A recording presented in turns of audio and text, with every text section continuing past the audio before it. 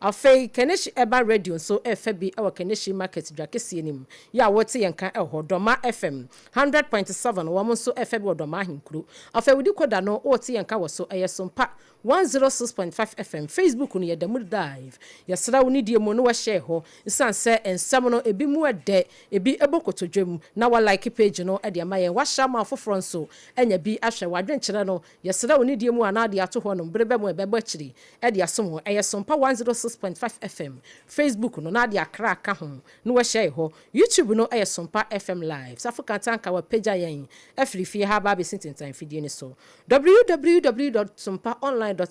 ya website ya yesemu for penura tabwati adama wakutire ni nyina potokasa mu brofo afoforo bi ka ho a wobetumi akọ kenkan bi pep student wanom na eso yasene wase twuse aya kai won kai kra sompa de bia be kai o medima for herbal center wase brana efa yade a titi ni pedua ni nyina fa bedan no na yentu asenfa ma John Swartz kenke wanom say ya 3 Ghana so de sepebusua ya no afra yen ne ade bi abro ye dokro ne mu ede eyemoton esoso oton no 5 7 7 krampo a pacha ubenya fa so botru ewoso afei time herbal mister wanom so say etiridi yade no eno ene edi tu ase na ensem a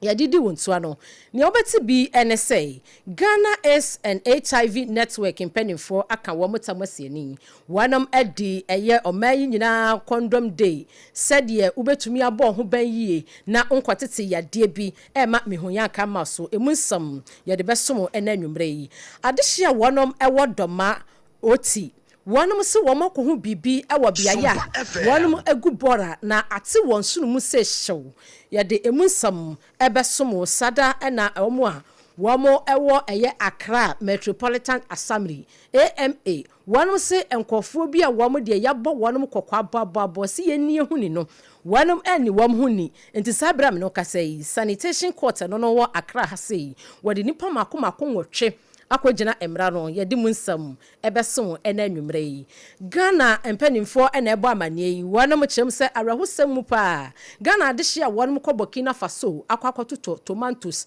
ya womo afaka afiri ha atuate dombi akwakote asi won so a womo de sansem ni mu nkyere mu nso ede aba ene dai ewo MPP amanyuko mu nso empanimfo ekɔ Thanksgiving service ni nyina na so mo kɔda Nyankopɔn ase won promise ya wonom yeye no sɛdeɛ ononyamfo Alexander Kwame na Fenyo Makin edom kuma won wo mrahye bedwafe oba no de ni no wototo bi ede mane empanimfo befua yede musem ebesomo yebekɔ obi manso mu nso na ensemu a efiri eye Ukraine eba ene se opani bi a won mu kyerɛ mu se yama ne pɔsen ya wo mo trensa ewo kroba akoso emusem ayedeja ebusua nsɛm ne bi eka yenim ho ene anwumre ABENA BADU ADEPA KWOFIE mesi adwa ya me besomo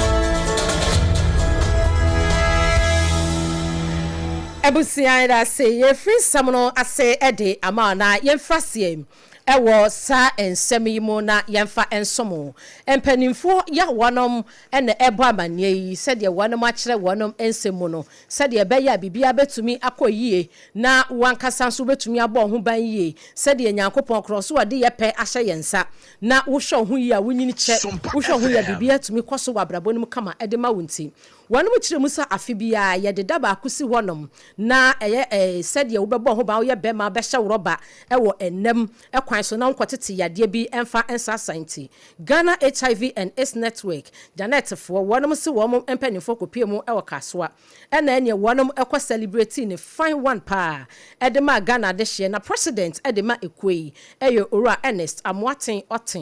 Otis na dwumadie na se no ono ne yensem twireni na no pon checheku ekasa ye kyerɛkyerɛ mu die ntia wanum de sa dwumadie yi ehyehye so wanum wie ye no enye no ko a wanum so mo kye condom bebre wase wanum sanso ye HIV test wase a adehye no wanum anigi ye pa condom day na de ehun ni say Valentine day dey do a na adofo omudins also bebre be rechie no ya na people go so etumi ko be mu enti last year na ye start here ye campaign on Valentine's Day and this year yes I atoa so yes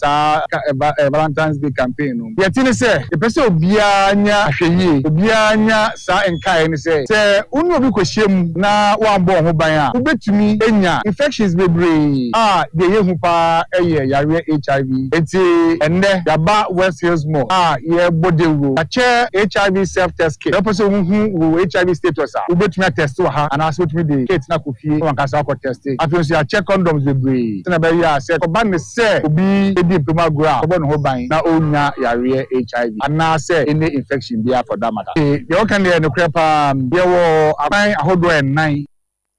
Ekwan ahodo anan ene yetimi efaso enya sa yade kodie woyi ebi ne kasepa eye ennem na sede owura amwaten etwetwemo no owieye wo tufo educate ye ekwan a wo befaso a nso betumi abo ho ban yi na yade yi unkwatiti bi eniba bebre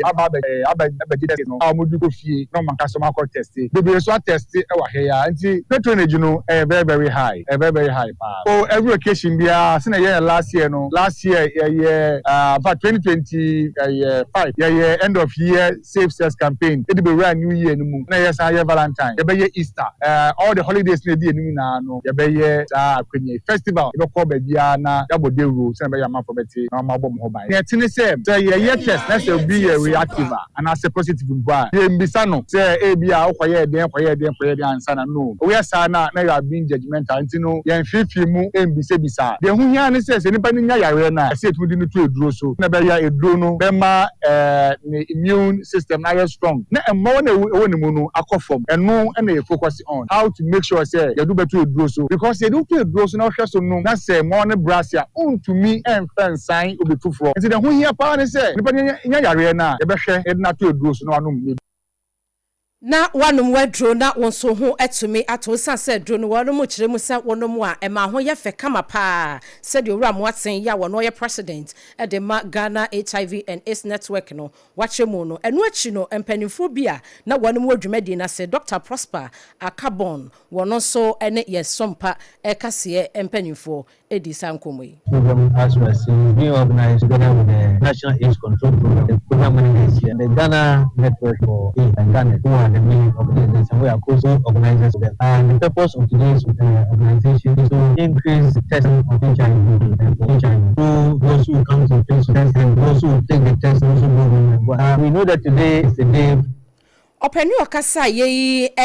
Ghana AIDS Commission wanom epeni a we openi kwanchefo a wotua ano Dr. Prosper Akabon wono enani yensem training na oponchechiku edi sa ensemi mu enkomo Meka wo se Pepsodent no nsia kasebo na wutie free SOMPA 106.5 FM Accra na yeto so no yedu doma hinkro na yedru ho no yensentro ni kwaku mensa abrampa doma hinkro edi ababedan yese empanifo kwako husa akoda bi afrimu ya akoda no aso obi na sheda ebeto no twene wo na nso mu hu ye no na akoda na afrimu ya na omosenye we ni de edi kan we ni de toso nan a wo makoto so obi ewuo na yabeto na mu de atoa ya akwada foforo kora etro bi kra na akwada na onyi busumi kakra bi na yabekuno ye de na baba beto empanifo de sede ato empanifo nim so wonfa wonan si fom na wonya asem nim hwehwemu se de be ya sa wo hawo ene abinidie ebi nsibiem na adehye no ene ensentro ni kwaku mensa abrampa etwetwe nkomo Yenya first time I see her. They come up 4 times.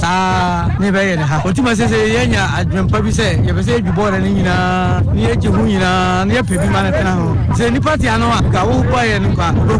Enti no say no. Amafo nyina anya yemwa. Ahode ni sha. Sky di na say nyina ya le je ha nyina ni pebi man tena ha mai. Enti amafo ye sra mo na be ya. Ko say o ye bia ya. Da prapa ba na beto. So enti ye sra mo ye yemwa. Say bia le oti ya ni mo gwase o nso ni nipa no fa ni mfiri ha ati je boda no hono nye nkwa ni na o tare papa ya shuro ya je bungo je ke group from da ya shuro babu mana ya shuro wada no Wie eni yeti ye eya dehia wo mo doma hinkro eni ensentro ni kwaku mensa abrampa etwetwe nkomo se bibi ya koso a eya atra so eya yetan so eba ne se ne yeti ne se ye no ane se na amene sa de enchi na wobi akwada na wada ho ne abeto na to border so wonkohwe na akwada na wafirim ene wo mo de se de to mpanifo nim so wo mo hwehwem se be ye wo mo no nam sumase eya sa abonefo kase no emra ene wo bedie Ya twan samno eso ewonsam foforo na Accra Metropolitan Assembly one for AMA one mu kirem se wo mo atesani tension court ya one mu kirem se obia enini huni na ebi mu wo hodo mu a wo ma ya so brache wo mu de wo so wo mo ntehwe enti no sebio se yenya ye nan ewo pete mu enu hu dwuma ena one mu di one mu kirem se wo ma che nipa makomako nwotwe na fanya ye de ema wadom no 600 Ghana cedis ena wo sha na obia etua emu makomako nson de one enya mu 50 pesos mpo entia entini sabram no kasai wo mu kire mu se ye de wonum akwatwene mu kopem bra wonum ebetua sankofo makomako nson ba ko ene Samuel Ayikwei afi Evans Derry Kwesi Miller afi Richard Quintin Kofi okaho ebi Sedu Mumuni eka ho ena afi Michael eni Kweku Ernest na omu kire mu se de wonu otimi etua ne sika court no efine no eye Gilbert ni Ankra wono ena ja wotumi etua ne dia empanifo abomu amane a wonu akire mu se de ye pese omaiga na yetimi di ehuni eba no se ye monten afi ene wankasa so wofia wo se unkwaya bola wo fie na umfa nkogu baabi basa ema yade a eno no ebetimi efi ena de sa yade no ebeba no enkwate atese ewo adehye so empanifo abo amane akire mu se the environmental health department wanam eboa 24-hour services inti baabi a wamani ehye ho se woni huni a wanam beboa wo am watimi adi huni a sansemi sompa kase yada ne atwedi asom Mika wo se president no nsia kase wona wuti fie sompa 106.5 FM Akrana yedrum mrashebejam yedru ho no mrashebejwa no edom kuma eda wo mo opanyina woda wo ma no wosan ye mrashebejwani ewa futu abatom pesa so eye honorable Alexander Afenyomaken na woni sompa kase bo twetwe nkomo no wo ba amane se kwakuafo afedi wo mabre na so yefunu ye wo ya no wanka ne de plus atare so a ene na wanka sa wogyegireje na ano aban hyehye bi odi tudwa so de hyehye bi ba na aboa kwakuafo ne no mehia wo mo kwakuafo pe wo mu sika ekom de wo mo ese kwaku o makariye wie na wo de akomo kwaku akrachefo a yemfa kapra na sa dama ema wo mo no eno ene atete ede wo makoma so na ano aban edi betudwa so 2025-2026 crop season no say ebo no wo macheche mu kakra se de be ya eniama betimi akoye fesa mansa dwa so kura no kwaku bo no ekofom pa eno no wo chem se dodo no anu wo mani da se dada no a eno mo baba ba genti se be ya tedu aduro no na aya tete ono abo Alexander Afenyoma kensi kwakuafo wo mo te penten kwasam wo mani fifire ye adwumaso ene adwumade na ene wo makari wo mu kwaku awie na aban atesika no so akakra kura aka no ayese hunimunyi ye twea emma no eno no de to NDC aban no anim se kwakuafo se ye gie sika dia me pese MPP ni bia ka kire NDC aban ni se enye brofo akase na omo ka no won kran na social media na CSOs omo kaka brofo akase koko farmers omo promusika farmusika bom koko farmer bia ekwani bia lusi 10 million per bag eno ni asem ayeka nti wiki minority for parliament ebeye butu koko farmers omo sika no ombetu ewie no so a MPP for ayeshia Mr. colleagues they will try and divide us and come with all manner of arrests. Every now and then, when their back is against the wall, they will come out with arrests. Please, we are politician, na ya chiwa, and ya pone. Engineer P.T. Chair Dr. Baumiechi, and win power 2028. Don't let them intimidate you with arrests. And to the MPP for mama abani momu, kwakuafo eji wo mu sika no.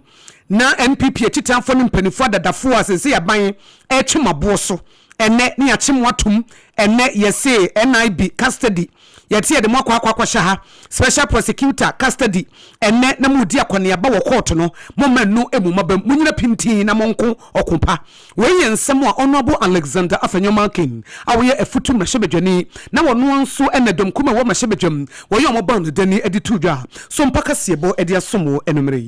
Abusuya ye to samono eso na ansana no Pepsodent wanu si yanka ncho se aya no watwusen uko adwaso amepacho eye Pepsodent o na wose wo pebi ebe fie wose twusi anopa ya washo de anwumere waye bibia wi didi awie wo last aduane kwara no ni wose twusen eno ne betimi aboa ama osen na nya hoden ema wonso wanu mu aye kama na bibia akoyi eye Pepsodent wo mu na aso yasene na bibia enkwa kama fama wo time heba mixture eye malaria dro ya eboa yen malaria se every nipadua no eso wanu mo tuntumi ni dide bia ya na honam baby yo ya me pacho ukọ baby eto adro anase pharmaceutical shop anase drugstore time herbal mixture AATIME na wapebi na empanimfo say wo time HH mixture so e wo ho no mo a eno no sebio enam yade ne ade ni nyina no ebetumi eto ase ema won ho atwo gmail 0244 417 669 0244 417 669 na time empanimfo ajo so just hot kenke eye 3 Ghana cedis pe yade yellow corn na yo emu ede eye moton said ye born 3 cedis no eye akese entimu omutu dokono koton no metumi yenkran dokono do me heya commercial bank nachi ene yebutu ayedi adwuma bia ya ye no so eho anika eho so eya akono kama windi yedokono nya yade bia emfetri eye just what kenke dwumadie bia wudi bia to nsafra yen ni afa dokono ne bi mrew eye 0256 068 832 0256 068 832 na Joseph wanyo so midima for Herbal Center Dr. Tamoda so no wose yade no aye chronic na chese krankro ewe ni paduane so awakọ China India wako Dubai abayade nda so te so te pa me patro brad midima for Herbal Center na yemu stroke enwedwe diabetes any prostate mun sensem hypertension kidney mun sensem infertility mapa woni bi mabre monko Dr. Tamoda so obo left right ni nyina ye watch no fanto so kumase ubehu wanu machi akwan wabu akwa agogo government school no ene no ne di nhwani mo afei enkra hapo kwase maywa na obutu di ne juma 0244774282 ana 0500727215 na ebusua arehosem bi asia empanimfo a wonom ewo Burkina Faso wonom agina Ghana na mu eho womo de krata akra aba enam so ema adehye ne empanimfo a womo so wo memo womo se wo ho adwiri wonom pa ni nyina ene se Ghana ema bi a wonom ko Burkina Faso na wonom akwa fa tomatoes yi ebie wonom kirem se womo du afa ba bi eno no edi title wonom kirem se e Burkina afa ho wonom susu se eye tuate domfo ena se bi wonom ate emayi so etwea enam so makwaya rehosem pa nennei ena mpanimfo aba amane se wonom tete no atesem na wonom hwehwemu kakra wonom aye Efri Ghana embassy no ewo Burkina Faso wonom akonfirm ese bibisa etumi esi Ghana mpanimfo se womo ne Burkina Faso mpanimfo edi eye enkasa ho se de beya womo betumi abo anan na wonom nyina akọ na womo akọhwe ye bia ye kura arehosemi esiye ebio so se bia wobusuani bi ena wotu kwan akọ eye tomatoes ya wonom kiremu se kago ka wonom ede kono etuate domfo bi ate wonom so atua sa no a na wonso wanya abotre kakra de ampanimfo na wonom ukoso ade hwehwemu agwakwa mu die besie kire bia no wombema yaso ate na sompa kase enso ya dane akiri ede asom mika wo se sompa 106.5 FM akra na wutie enume no nsia kase boy na ye koye nimu no wosofo no na hwenketa wodie so ne abefo kwantempo minimdie meche Minister of Communication and Digitalization eye honorable Samnati George na small dia to dwane se Russia ni no obepie Ghana wone mayo abededa na wa video we odia to social media ete penten komanfo edi hu nkomo no eyansem bia edo man na koma so pa ye ni hu agro na de o Ghana eye ne se Russia abanim sini owo Ghana wo maton safrens o momra ne ensim konya na o monto ato adwene mfa wona asem ne empa ne pomesebere eno achi nso Russian ambassador eba ye ba be kasa no wo mo de asem na to yie pa ye betwe na basa ne sre na brante no de ne ho akoto wo hawo mu pa nenso ade ba ko a honorable Samnati George se esese Ghana 40 ase ne se sa ma no edu mu videos no mu mfonya to social media no wo bu nyina yempanifo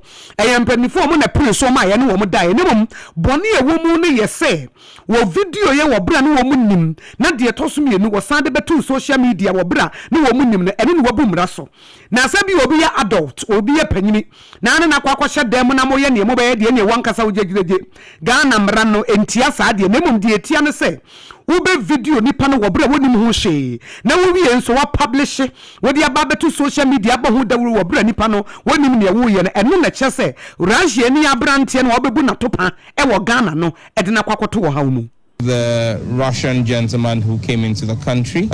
Yesterday, I caused the ministry to send an invitation to the Russian ambassador. I intend to see him this week and have a conversation with him. We're taking a very strong view of it. The individuals involved are not minors. None of them is a minor. They are grown-up adults who made decisions. What the Cybersecurity Authority is interested in, and my ministry is interested in, is not in the moral judgment of the individuals. It's in the non-consensual sharing of the videos that were posted online.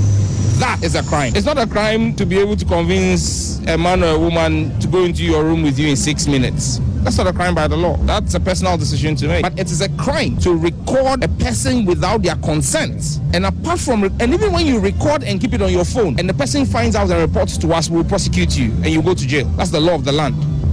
Now, you don't just record it, but you go and post it on a website for financial gain. We are somewhere honorable. Samnate George, and we also for Shinkita Udie, and your bear for quantum pomunim, dear Tuja, a dear phone say Abrantiano, dear way, and one of them, the Yanimum, say a video and what the better abonte, and no. Now, Yaku Yakasiboy, our Russia, Honwa, Russia near Wabagana, Bedibone, where they are Russia, Samna Russia, somewhere, Abba, and say, UK for any European alliance, Wamayan Shumubi, at the Babonte, say opposition leader, and all Russia. A friend Alexei Navalny. Your position in the Mukuni Yaya no. Russia for come fans who no. Abua bia ne honiema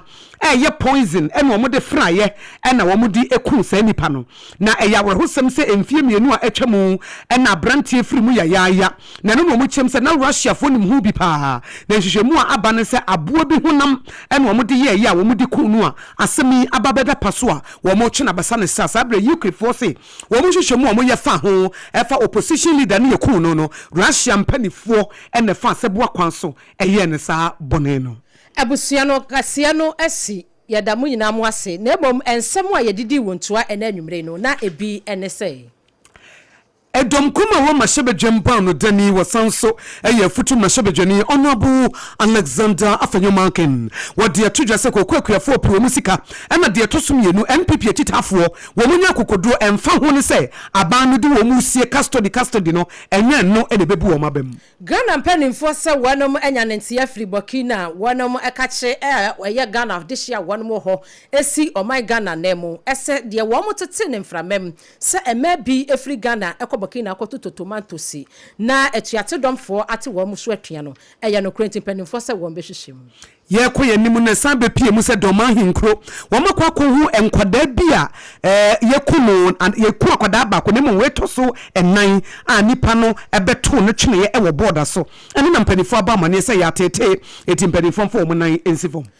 Ebe echiremu se sanitation court wa wonom ete ye no nipa makomako nwotwe no omude omu kwagina amre nim na mu baako de otimi atwia sika ye fine no na nso wonom antimi antwia wonom gusu a wo mo atwene mu ye koye nimu biem no honorable Samnate George nso edi to just say sa Russia ni no a wo be video Ghana forma woni wo da ya wo di epesika no eye bonenti asem nti woni Russia ban nam sini ebehia abusia na nsam ni bi ka ye nim ho na nanwumre ye si ni koso ede so mo se Pepsodent no nsia bremu kase nsam yi free Sompa 106.5 FM so no eje ne ho sakirame na wasante mantam Sompa 93.1 Ayuko FM 100.9 Kumase Afadan for Radio Febi ewo Paris France Abuchimemo upiemo ewo takwa ye Sompa 101.1 takwa de ye Sompa 103.3 Tachiman ye Sompa 106.1 Sunyani ye Sompa 98.9 Enkranza ye Sompa 90.7 Afidoma ye Sompa 101.3 Mankasim ne nkwado ye Kingdom 106.1 afei upiemo ewo Kaneshi Urban Radio wo so FB Kaneshi Market heya Doma FM 100.7 wo mo FB udikoda no wote yenka wo so Facebook no Sompa 106.5 FM Accra wote yenka ehwe yen safo kantanka dama upeja yen ebesi ni YouTube ni nyina so Sompa FM live www.sompaonline.com website yesemu for penny ratabwati adama wakutire nsam nyina potoka samu brofo afoforo bi ka ho emma wonso betumi eti bi na wonso akokenkan bi Pepsodent chusia nopa chusia nwumre wonom so eso yasene ebi midimafo Herbal Center Dr. Tamuda so sefa yade no ebra na kache na wante ne temfama wo Time Herbal Mr. Pato etridi yade malaria no wunyanya bi pe se dro no na wasa wudi tu ase godogodo just hot kenke 3 Ghana cedis pe na wonso wakwa akotu bi akoton kotu bi fa kodi ujuma na wonom so naja wo madama wonom eso yasene ema ene anwumre yebesi adwa me mame ena anwumre yebesomo midin ABENA BADU ADEPA KWOFIE menemianti die nyame ehira no akosua